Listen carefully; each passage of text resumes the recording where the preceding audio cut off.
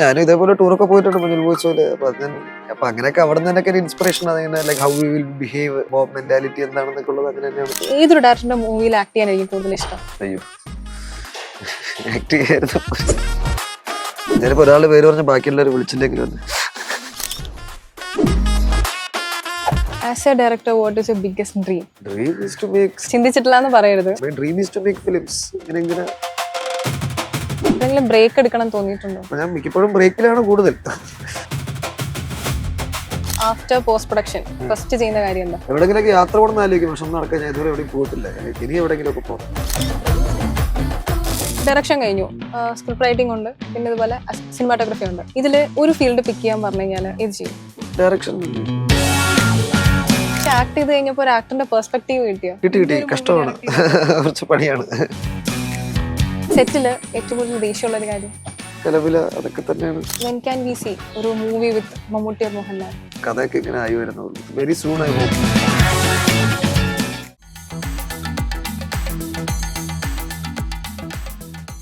ജനം ടിവിയുമായി ഓണം വിശേഷങ്ങൾ പങ്കുവെക്കാൻ നമ്മളോടൊപ്പം ഉള്ളത് Chidambaram. Hi, welcome. Thank you. So first of all congrats on your hattrick. Thank you. ഈ ഹിറ്റ് മേക്കർ എന്നുള്ളൊരു പേര് വരുന്നുണ്ടല്ലോ, ഇപ്പൊ Janeman, Manjummel boys and Balan, pressure തരുന്നുണ്ടോ? പ്രഷർ അങ്ങനെ വലുതായിട്ടില്ല, പക്ഷെ കൂടുതൽ നല്ല സിനിമകൾ ചെയ്യാനുള്ള ഒരു ഉത്തരവാദിത്വമായിട്ട് അതിനെ കാണുന്നു. പ്രഷർ ഇങ്ങനെ ചില സമയത്ത് ആലോചിക്കുമ്പോൾ ഉണ്ട്, പിന്നെ അതിനെ ആലോചിച്ചാൽ നമുക്ക് സിനിമ ചെയ്യാൻ പറ്റില്ല. സോ അതിനെപ്പറ്റി അധികം ചിന്തിക്കാറില്ല. Approach every cinema as a new project and it's entirely different from my last. So ഇപ്പോഴും ഒരു പുതിയ സാധനം ചെയ്യുന്ന പോലെ എനിക്ക് ഫീൽ ചെയ്യുക. ഒരു മൂവി ചെയ്യുന്ന ടൈമില് യുവർ മൈൻഡ് സെറ്റ് എന്ന് പറയുന്നത് വാട്ട് യു ആർ ഡൂയിങ് അതിലൊരു ബി ദ ബെസ്റ്റ് എന്നാണോ, അതോ ഓഡിയൻസിന് ഇഷ്ടപ്പെടണം എന്നുള്ളൊരു പെർസ്പെക്റ്റീവ് ആണോ? ഓഫ് കോഴ്സ് നമുക്ക് സിനിമ എന്ന് പറയുമ്പോൾ അത് നമുക്ക് ഒറ്റ പ്രാവശ്യം ചെയ്യാൻ പറ്റുള്ളൂ. പിന്നെ അത് സിനിമ ഈസ് ഫോർ എവർ. അപ്പം നമ്മൾ ചെയ്യുമ്പോൾ we have to give your best. And അപ്പം നമ്മുടെ എക്സലൻസ് നമ്മൾ എന്തായാലും അത് പെർസ്യൂ ചെയ്യും. അത് എത്രത്തോളം നമുക്ക് കിട്ടുക എന്നുള്ളതാണ്. പക്ഷെ എന്തായാലും അത് എല്ലാ ഫിലിം മേക്കറും അതാണ് പെർസ്യൂ ചെയ്യുന്നത് എനിക്ക് തോന്നുന്നു. അപ്പൊ അങ്ങനെ ചെയ്യുമ്പോൾ നല്ല സിനിമകൾ ഉണ്ടാവുന്നു. What made you choose cinema? What made me choose cinema എന്ന് വെച്ചാല് like there are lot of things. Like ഒരു ഇൻസ്റ്റൻസ് ആയിട്ട് പറയാൻ പറ്റില്ല. എനിക്ക് കറങ്ങി തിരിഞ്ഞ് സിനിമയിലെത്തി. റിയൽ ബാക്ക്ഗ്രൗണ്ട് എന്തായിരുന്നു? റിയൽ ബാക്ക്ഗ്രൗണ്ട് ഇത് തന്നെ. എനിക്ക് ഐ ഡിഡ്ന്റ് ഡു വേറെ എനിത്തിങ്. അച്ഛൻ സിനിമക്കാരൻ, അച്ഛൻ അസോസിയേറ്റ് ഡയറക്ടറാണ്, ഡോക്യുമെന്ററി ഫിലിം മേക്കറാണ്.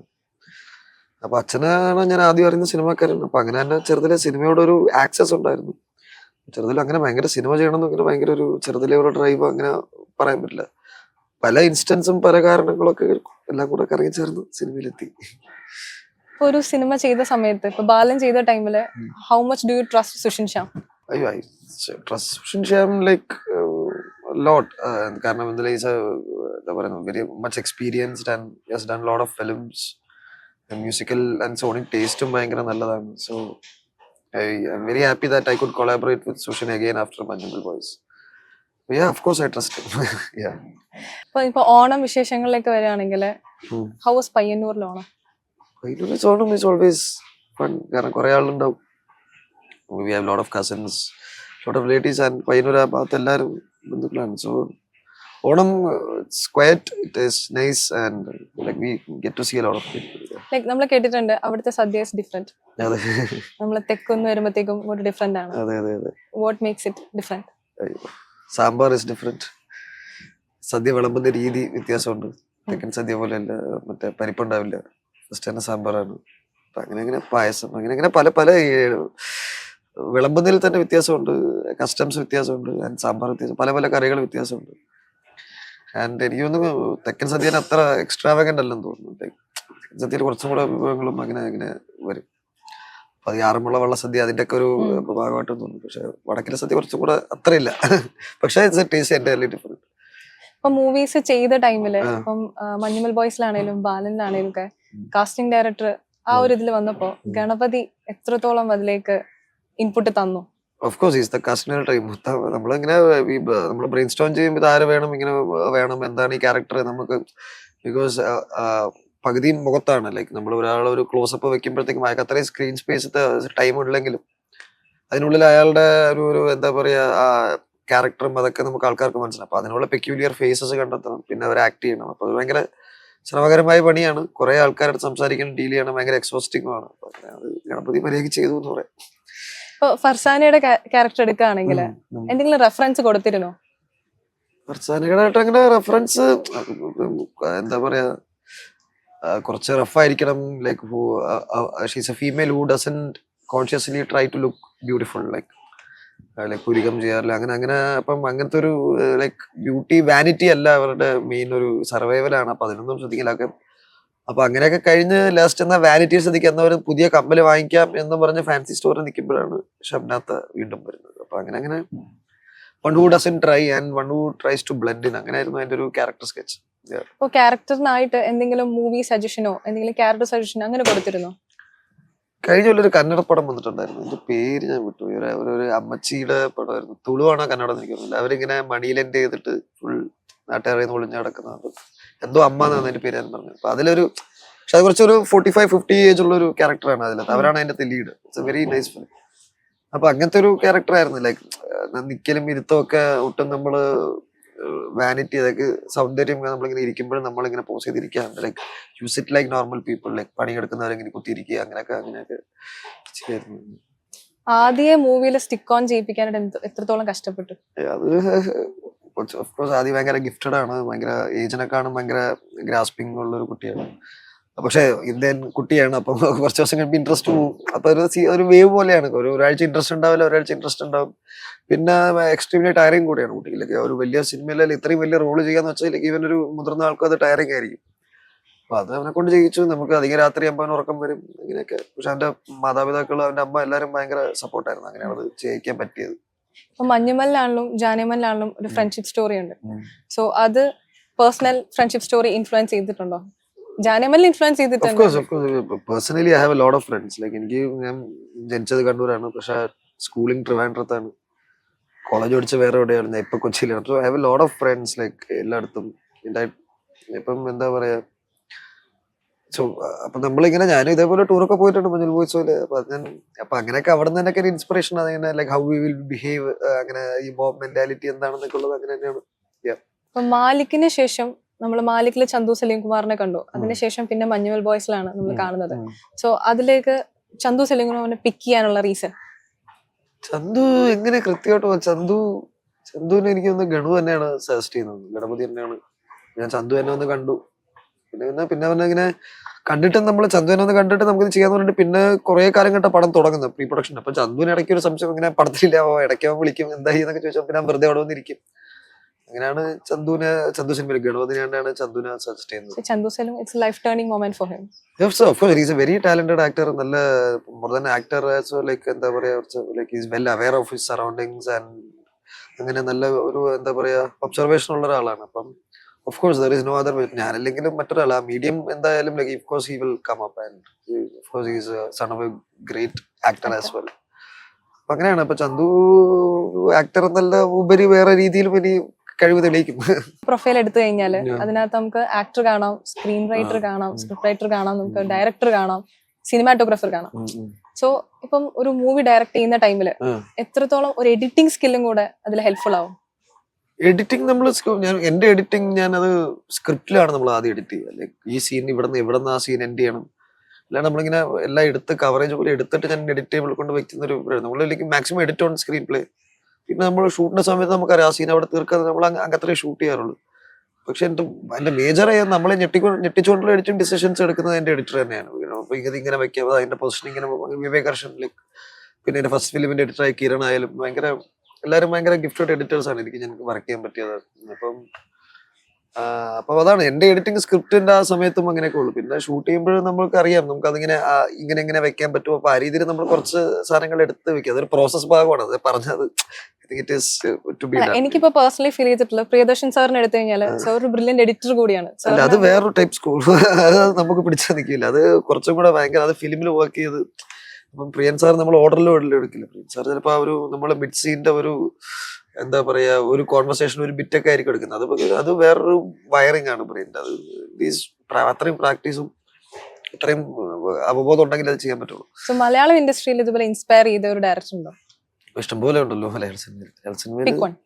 പിക്ക് വൺ എന്നൊക്കെ പറഞ്ഞ അയ്യോ ഇപ്പൊ ഒരാളുടെ പേര് പറഞ്ഞ, കാരണം പല ബോഡി ഓഫ് വർക്ക് ആണല്ലോ. അപ്പം ഞാൻ ചെയ്യുന്നത് പല ഈ ഡയറക്ടറിന്റെ ഈ അങ്ങനെ എല്ലാ മിക്ക ഡയറക്ടേഴ്സും അങ്ങനെ ഇൻഫ്ലുവൻസ് ചെയ്ത് പല എന്താ പറയാ ഇങ്ങനെ ഇപ്പൊ IV ശശി പോലത്തെ ഒരാൾ അപ്പൊ അങ്ങനെ കുറെ ഇപ്പൊ KG ജോർജ്, ഇതിപ്പോ ദിലീഷ് പോത്തൻ, അങ്ങനെ കുറെ ഡയറക്ടേഴ്സ് ഉണ്ടല്ലോ ഇപ്പൊ. എന്താ കുറെ ആൾക്കാരുണ്ട്. അപ്പൊ അവരെല്ലാരും ഇൻഫ്ലുവൻസ് ചെയ്യും. ഭരതൻ, പത്മരാജൻ. ഇപ്പൊ ഭരതൻ സാറിനൊക്കെ വിഷ്വലി ഇപ്പൊ വൈശാലി പോലത്തെ ഒരു പടം എന്നൊക്കെ പറഞ്ഞാൽ എനിക്ക് ഇത്രയും ഓതന്റിക് ആയിട്ടുള്ള ഒരു പീരിയഡ് പീസ് എനിക്ക് സൗത്ത് ഇന്ത്യൻ ഫിലിമിൽ അങ്ങനെ ഫീൽ ചെയ്തിട്ടില്ല. ബാക്കി എല്ലാം നമുക്കൊരു അമർചിത്രം ഫീൽ ചെയ്യുമെങ്കിലും ഏറ്റവും ഓതന്റിക് ആയിട്ട് ആ ഗ്രാമവും സോറി ആ രാജ്യവും അംഗരാജ്യവും അതൊക്കെ കാണിക്കുന്ന ആ കോസ്റ്റ്യൂം ആൻഡ് എനിക്ക് അതൊക്കെ അങ്ങനെ ഭരതൻ സാറിന് എനിക്ക് ഭയങ്കര കാര്യമാണ്. ഇപ്പൊ കാലം തെറ്റി റിലീസ് ചെയ്തൊരു പടം അങ്ങനെ ഒരെണ്ണം തോന്നിയിട്ടുണ്ടോ? കാലം തെറ്റി റിലീസ് ചെയ്ത പടം അയ്യോ ഇപ്പൊ ഞാൻ പറയുകയാണെങ്കിൽ ദേവദൂതൻ. ദേവദൂതൻ എനിക്ക് ഭയങ്കര ചെറുതിലെ അത് അതിന്റെ പാട്ടും അതിന്റെ സൗണ്ടിങ് അത് ഭയങ്കര നല്ല, അതപ്പോഴും കാലം തെറ്റിയാണ് എനിക്ക് തരാവുന്ന പടം. അത്ര പലേരി സാർ ഒരുപാട് മുന്നേ സഞ്ചരിച്ച പോലെ എനിക്ക് തോന്നി. തീർച്ചയായും ഭയങ്കര ബ്രില്യന്റ് റൈറ്റർ ആണ്. അപ്പം പുള്ളിക്കാരന്റെ സ്ക്രിപ്റ്റുകളും ഭയങ്കര വെറൈറ്റിയാണ്. ലൈക്ക് മേലെപ്പറമ്പിലെ ആൺവീട് എന്നൊക്കെ പറയുമ്പോൾ അത് വൺ ഓഫ് ദ ഫേവറേറ്റ്സ്. അല്ല ഇനി ഞാൻ നോക്കിയപ്പോ മൈഡിയർ കുട്ടിച്ചാത്തൻ ചെയ്തത് മൈഡിയർ കാലം തെറ്റ കറക്റ്റ് കാലത്തല്ല, അത് ഭയങ്കര ഹിറ്റ് ആയിരുന്നല്ലോ. ഇപ്പം ആക്ട് ചെയ്തല്ലോ, ആക്ട് ചെയ്ത ടൈമില് വേറൊരു ഡയറക്ടർ പറയുന്ന കാര്യങ്ങൾ ചെയ്തു. ആ ടൈമിൽ ആക്ട് ചെയ്യുന്ന ടൈമിൽ എപ്പോഴെങ്കിലും സെൽഫ് ആയിട്ടുള്ള ഒരു ഡയറക്ടർ സ്കില്ല് പുറത്തു വന്നോ? ഇല്ല, അവിടെ എടുക്കാൻ പാടില്ലല്ലോ, അത് ഡയറക്ടർ കട്ടായിരുന്നു. അത് നമ്മളൊരു like we are part of it. And ഡയറക്ടറിനെ നമ്മൾ I trust the director Rathish Poduval and അത് I trust his process and cinematographer Sethu and everyone. നമുക്കറിയാം ചാക്കോച്ചനാണ്. I trust the process. എനിക്ക് അവിടെ നിന്ന് അങ്ങനെയൊന്നും അഭിപ്രായം പറയേണ്ട ആവശ്യമില്ല. Because they know exactly what they are doing. അങ്ങനെ പറയാനും പറഞ്ഞില്ലെങ്കിൽ എവിടെയെങ്കിലും ഇങ്ങനെ തോന്നിയോ? ആ ഒരു മൈൻഡ് വന്നോ? അല്ല, ആ മൈൻഡ് നമ്മൾ എപ്പോഴും വി ആർ ഒബ്സർവിംഗ്. അപ്പൊ അങ്ങനെ നമ്മളിങ്ങനെ കണ്ടോണ്ടിരിക്കും. അതോടെ കാരണം നമ്മളാ ചിന്തിക്കുന്ന രീതിയിൽ തന്നെ ആയിരിക്കും അവർ ചിന്തിക്കുക. Because they are well trained film makers. അപ്പൊ നമ്മൾ അതെങ്ങനെ അത് പറഞ്ഞാലും അതങ്ങനെ അങ്ങനെയൊന്നുമില്ല. ലൈക്ക് ഭയങ്കര അത് ചോദിക്കുക, അവർ തന്നെ ചോദിക്കുക അത് ഇങ്ങനെ ശരിയാവും അങ്ങനെ പറയാം. അത് ഭയങ്കര കൊളാബറേറ്റീവ് ആണ്. അത് you are asked you can. ഇപ്പോ ആക്ടിംഗിൽ തന്നെ ആക്ടിങ് കഴിഞ്ഞു, ഡയറക്ഷൻ കഴിഞ്ഞു, സ്ക്രിപ്റ്റ് റൈറ്റിംഗ് ഉണ്ട്, പിന്നെ ഇതുപോലെ സിനിമാറ്റോഗ്രഫി ഉണ്ട്. ഇതില് ഒരു ഫീൽഡ് പിക്ക് ചെയ്യാൻ പറഞ്ഞു കഴിഞ്ഞാല് ഇത് ചെയ്യും? ഡയറക്ഷൻ തന്നെ. ആക്ട് ചെയ്തപ്പോ തോന്നി ഇതാണ് കുറച്ചൊരു എളുപ്പമുള്ള പരിപാടി? അങ്ങനെയല്ല, ആക്ട് ചെയ്യുമ്പോൾ വെറുതെ കുറച്ച് സമയം കിട്ടും ഇടയ്ക്കിരിക്കാൻ. പക്ഷേ I think I am better at directing. പക്ഷെ ആക്ട് ചെയ്ത് കഴിഞ്ഞപ്പോ ഒരു ആക്ടറിന്റെ പെർസ്പെക്ടീവ് കിട്ടിയോ? പിന്നെ ഒരു മൂവി ഡയറക്ട് ചെയ്തപ്പോ കുറച്ച് പണിയാണ്. ലൈക് പെർഫെക്ഷനിസ്റ്റ് അല്ലേ? അങ്ങനെയൊന്നുമില്ല. I will go with the flow. എനിക്ക് ഇത് തന്നെ വേണം, ഇങ്ങനെ ആ സാധനം തന്നെ, ആ ആർട്ട് വർക്ക് പ്രോപ്പർ വേണം, അങ്ങനെ നിർബന്ധമില്ല. I will embrace it and go with the flow. ഇപ്പം സെറ്റില് ഏറ്റവും കൂടുതൽ ദേഷ്യമുള്ള ഒരു കാര്യം? സെറ്റില് ദേഷ്യമുള്ള ഇങ്ങനെ വെറുതെ സംസാരിച്ചോണ്ടിരിക്കുക, കലവില, അതൊക്കെ തന്നെയാണ്. ലൈക് സെറ്റ് നമുക്കൊരു ഡിസിപ്ലിൻ വേണം. അത് അതിന്റെ ഒരു എന്താ പറയാ, we are here for a serious thing. We are not here for a picnic. ഞാൻ ഇടയ്ക്കിടയ്ക്ക് ഉപയോഗിക്കുന്ന വാക്കാ. നമ്മള് പിക്നിക്കിന് വന്നല്ല ഷൂട്ട്. ഇടയ്ക്കിടയ്ക്ക് ഞാൻ എഡിറ്റർ റിമൈൻഡ് ചെയ്യും. ചിലപ്പോൾ ഞാൻ എന്നെ റിമൈൻഡ് ചെയ്യും.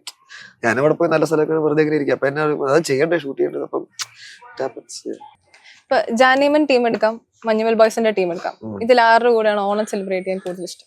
ഏകദേശം ഒരേ ടീമല്ലേ. ആകെ 2-3 ആൾക്കാർ എങ്ങോട്ടും ഇങ്ങോട്ടും വ്യത്യാസമുള്ളൂ. ബാക്കി എല്ലാവരും ആരായിരിക്കും ഏറ്റവും കൂടുതൽ എന്താ പറയാ അലമ്പുണ്ടാവാൻ പോകുന്നത്? ഒരിടത്ത് ബേസി ജോസഫ് ഉണ്ട്. അല്ല, അങ്ങനെ അലമ്പ് ഇപ്പൊ നമ്മൾ എല്ലാരും വിചാരിച്ചാലും നല്ല അലമ്പുണ്ടാക്കാൻ പറ്റും.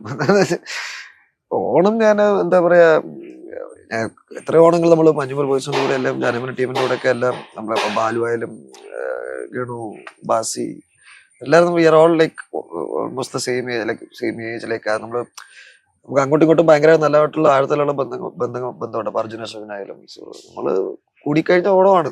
അതിന് ഓണം ആവണമെന്നില്ല. നെക്സ്റ്റ് പ്രോജക്ട് തീരുമാനമായിട്ടില്ല. അതിങ്ങനെ അടുത്തത് എന്ത് ചെയ്യണം എന്നുള്ളത് ഇങ്ങനെ തീരുമാനമേ വരുന്നുള്ളൂ.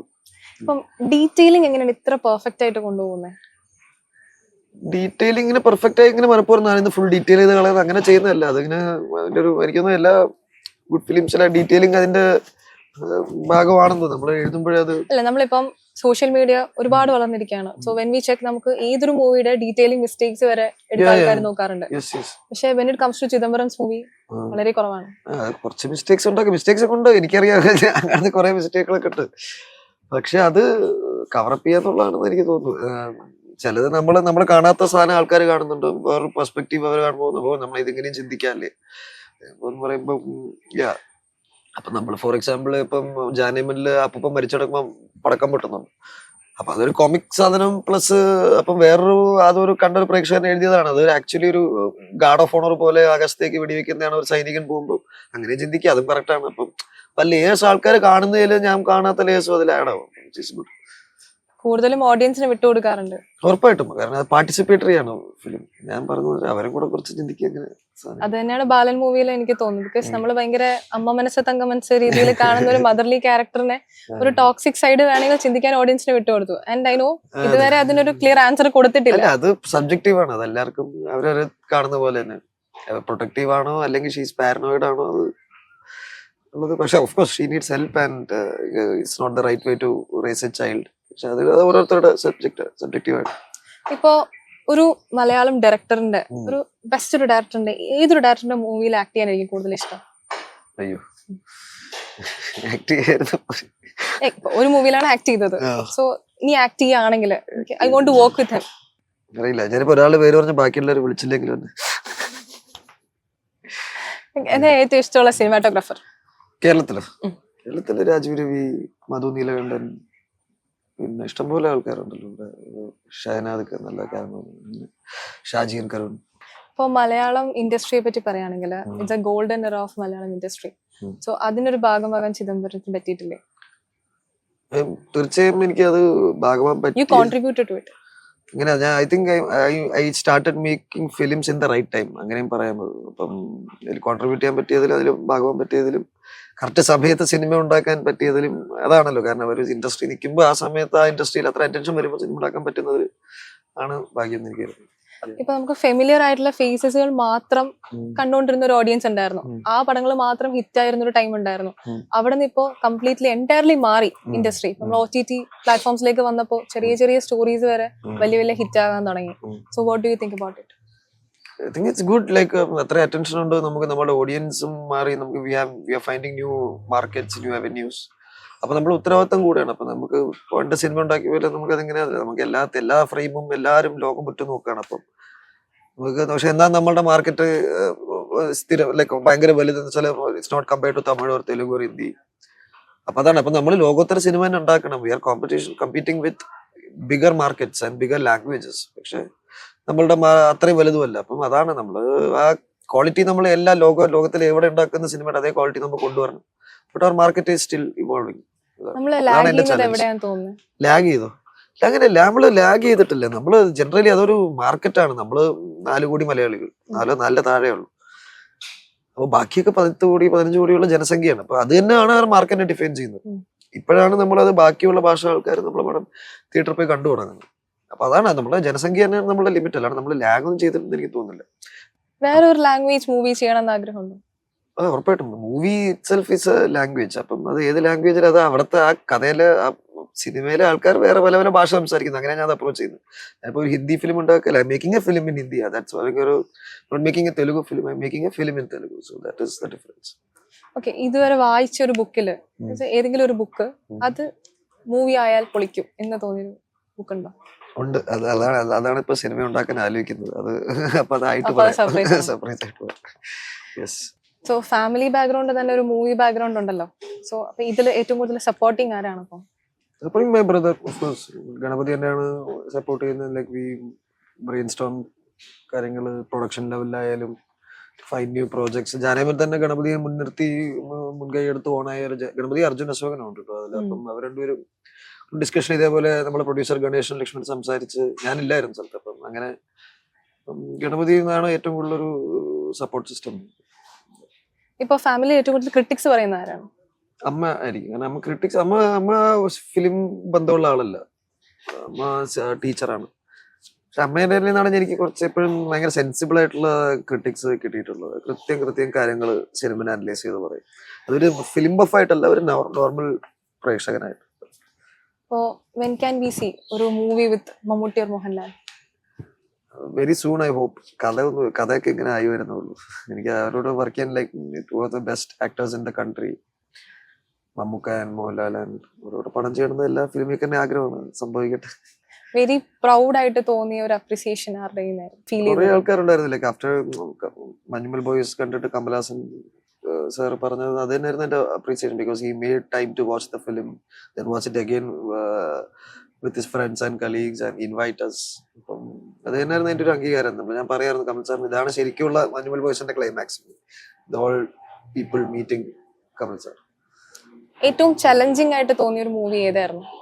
ഇപ്പൊ ചെയ്ത 3 എക്സിക്യൂഷൻ ലെവലിൽ ചലഞ്ചിങ് മഞ്ഞുമ്മൽ ബോയ്സ് തന്നെയാണ്. ബിക്കോസ് ടെക്നിക്കലാണ് പടം. നമ്മൾ ആദ്യമായിട്ടാണ് അങ്ങനത്തെ ഒരു പടം ചെയ്യുന്നത്. ടെംപ്ലേറ്റ് ഇല്ല. ഇതെങ്ങനെ തുടങ്ങും, ഇതെങ്ങനെ എവിടെ തുടങ്ങും എന്നൊക്കെ ഉള്ളത് ഭയങ്കര കൺഫ്യൂഷൻസ് മഞ്ഞുമ്മലായിരുന്നു. ബാലില് നമ്മൾ മോർലി ഡ്രാമയും അതിന്റെ സ്ക്രീൻ പ്ലേ റൈറ്റിംഗും അങ്ങനെയായിരുന്നു to bring out the emotions. പിന്നെ ഏറ്റവും ഒന്നും തീരെ അധികം ചിന്തിക്കേണ്ട ചെയ്ത് ചിലപ്പോൾ ജാനിം തന്നെ ആയിരിക്കും. ലൈക്ക് ഇപ്പോ ജീൻ ലാലിന്റെ ക്യാരക്ടർ എടുത്തു കഴിഞ്ഞാല് so how much do you think of him? Like polish ചെയ്ത് നമുക്ക് ഏറ്റവും കൂടുതൽ പെർഫെക്റ്റ് ആക്കാൻ പറ്റുന്ന ഒരു ക്യാരക്ടറാന്ന് തോന്നിയിട്ടുണ്ടോ? ജീൻ നല്ല എന്താ പറയാ, ഗ്രേറ്റ് ആക്ടർ, ഭയങ്കര പ്രസൻസ് ആണ് സ്ക്രീനിൽ. ഞാൻ നേരത്തെ ബുക്ക് ചെയ്ത് വെച്ചാണ് ഈ പോലീസ് വേഷം. ഞാൻ നേരത്തെ മഞ്ഞുമൽ അഭിനയിക്കുമ്പോൾ പറയായിരുന്നു പോലീസ് വേഷം ആർക്കും കൊടുക്കരുത്, എനിക്ക് വേണം. ഞാൻ വെറുതെ പറഞ്ഞു, അന്ന് ബാലിന്റെ കഥയൊന്നുമില്ല. എനിക്ക് ജീനിൽ ഒരു നല്ല പോലീസുകാരൻ ഉണ്ടാവും എനിക്ക് തോന്നി. അപ്പോഴും ഞാൻ വെറുതെ പറഞ്ഞത്. കമ്മട്ടിപ്പാടത്തിൽ വർക്ക് ചെയ്ത ഒരു എക്സ്പീരിയൻസ് എങ്ങനെയായിരുന്നു? ഭയങ്കര, ഞാൻ ആദ്യമായിട്ട് രാജീവേട്ടനോട് വർക്ക് ചെയ്യുന്നു. അപ്പൊ അതിന്റെ ഭയങ്കര എക്സൈറ്റ്മെന്റ് ഉണ്ടായിരുന്നു. പിന്നെ ലൈക്ക് ഐ വാസ് മതിച്ചേണ്ടായിരുന്നു ക്യാമറ, നിലാണ്ടൻ, എവരി അപ്പം ഗ്രേറ്റ് ടെക്നീഷ്യൻ, സൗണ്ടിലായാലും എല്ലാം ഭയങ്കര അടിപൊളി ആൾക്കാരായിട്ട് ഭയങ്കര എക്സ്പോഷർ തന്നെയായിരുന്നു. I made lot of new friends and അങ്ങനെ അത് കുറെ ആൾക്കാരെ കാണാൻ പറ്റി. Like how and I was observing how the shoot. അങ്ങനെയാണ് ഈ greatest minds in the country making films. അതൊക്കെ ഭയങ്കര ഒരു പ്രിവിലേജ് തന്നെയായിരുന്നു. റിയൽ ലൈഫിൽ മീറ്റ് ചെയ്ത ഒരു പേഴ്സണെ ക്യാരക്ടറാക്കി മാറ്റിയിട്ടുണ്ടോ? ഇഷ്ടം പോലെ. എത്ര പേര് ഇൻസ്പയർ ചെയ്തിട്ടുണ്ട് അങ്ങനെ? കുറെ ആൾക്ക്, എല്ലാവരും നമ്മൾ ദിവസം കാണുന്ന ആൾക്കാരൊക്കെ തന്നെയാണ്. അപ്പം അങ്ങനെയുള്ള ആൾക്കാർ തന്നെയാണ്. അപ്പം മഞ്ഞുമല്ല് അവര് റിയൽ ആൾക്കാരാണ്, അത് ബോയ്സ്. ഈ ജാനിമല്ലും ബാലിലൊക്കെ നമ്മൾ സ്ഥിരം കാണുന്ന ആൾക്കാർ തന്നെ. അവരുടെ കുറെ ഇങ്ങനെ കുറെ ആൾക്കാരെ അവരൊന്ന് ചേർത്ത് അതൊരു കാരിക്കേച്ചർ ആക്കി അങ്ങനെ ചെയ്യുന്നത്. As a director, what is your biggest dream?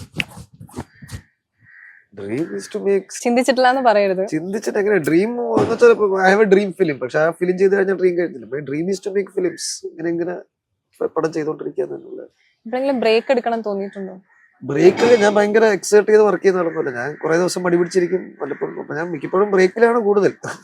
After post production first ചെയ്യുന്ന കാര്യം എന്താ? എവിടെങ്കിലൊക്കെ യാത്ര പോകണമെന്ന് ആലോചിക്കും. പക്ഷെ ഒന്നും നടക്കാൻ ഞാൻ ഇതുവരെ എവിടെയും പോയിട്ടില്ല. പോസ്റ്റ് പ്രൊഡക്ഷൻ കഴിഞ്ഞ് സിനിമ റിലീസായി പിന്നെ എന്റെ പ്രൊമോഷൻ എന്നൊക്കെ പറഞ്ഞ് വി ഗെറ്റ് ടയർഡ്. സോ ഇനി എവിടെങ്കിലും ഒക്കെ പോകണം. ഈ ബ്രെയിൻ സ്റ്റോമിങ്ങിന് ഏറ്റവും പറ്റിയ ടൈമായിട്ട് തോന്നുന്നത് എപ്പോഴാണ്? ലൈക് നൈറ്റ് ഔൾ ആണോ? നൈറ്റ് രാവിലെ എണീച്ചതാണ് നല്ല. രാവിലെ എണീക്കാറില്ല, മിക്കവാറും രാത്രിയാവും കാര്യങ്ങളൊക്കെ. അപ്പം കൊളാബറേറ്റീവ് വർക്കാന്ന് പറഞ്ഞല്ലോ കൂടുതൽ ടൈമും. അപ്പോ എല്ലാ വർക്കിന്റെയും സക്സസ് എന്ന് പറയുന്നതും ഈ ഗൺവായിട്ടുള്ള ഡിസ്കഷൻ അതൊക്കെ തന്നെയാണോ? അതെ, ഡിസ്കഷൻ. നമ്മൾ എത്രത്തോളം സംസാരിക്കുന്നു, അല്ലെങ്കിൽ നമ്മൾ കോൺഫിഡന്റ് ചെയ്ത് ഓക്കെ ഇത് ശരിയാണെന്നൊക്കെ പറഞ്ഞു പോയാൽ അതിന്റെ, കാരണം നമ്മൾ ഒരു ടണൽ വിഷനിലായി പോകും. It's very good to talk with the right people. The right people is very important. Like the right people idea share ചെയ്യുക, നടക്കോ ഇല്ലയോ നോക്കുക. നമ്മൾ അതിനെ ഒട്ടും സിമ്പതി ഇല്ലാണ്ട് തന്നെ അതിനെ കീറി മുറിക്കുക. അപ്പോഴൊക്കെയാണ് അത് ഒരു നല്ല സാധനം ഉണ്ടാവും തോന്നുന്നു. ആഗ്രഹിച്ചിട്ട് വർക്ക് ചെയ്യാൻ പറ്റാത്ത ഒരു ആക്ടർ ഉണ്ടോ? അങ്ങനെ കുറെ ആക്ടേഴ്സ് നമ്മളിപ്പോ തുടങ്ങിയിട്ടേ ഉള്ളൂ. കുറച്ച് പടങ്ങൾ. ഇപ്പൊ ഈ ഏതെങ്കിലും മൂവിയിൽ you casted someone, you wish to cast them, പക്ഷെ നടന്നില്ല. അല്ലെ, അങ്ങനെ നമ്മൾ ഈ ഡേറ്റ് മാറി അങ്ങനെ എല്ലാ പടത്തിലും ഇങ്ങനെ നടന്നുകൊണ്ടേയിരിക്കും.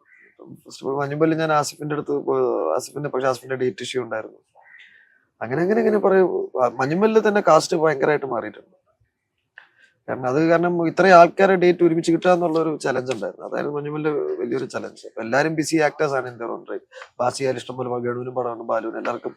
എല്ലാവരും ഡേറ്റ് അലൈൻ ചെയ്ത് വരിക. പിന്നെ ഇങ്ങനത്തെ ഒരു പ്രോജക്റ്റ് ആയിട്ട് വേണ്ടി അവർ കുറച്ചുപേരെ പിണക്കിയിട്ടെങ്കിലും ഇങ്ങോട്ട് വരിക, അതൊക്കെ കുറച്ച് ടഫായിരുന്നു.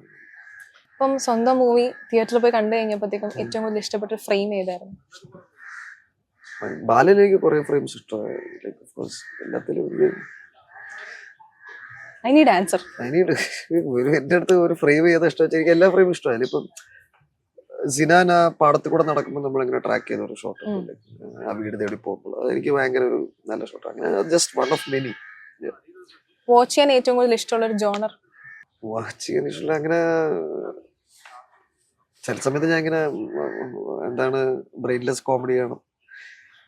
ചില സമയത്ത് I like very engaging cerebral films. Like എന്താ പറയാ, there is some info, there is something to think and it's also a thriller. അങ്ങനത്തെ ഫിലിംസ് I like.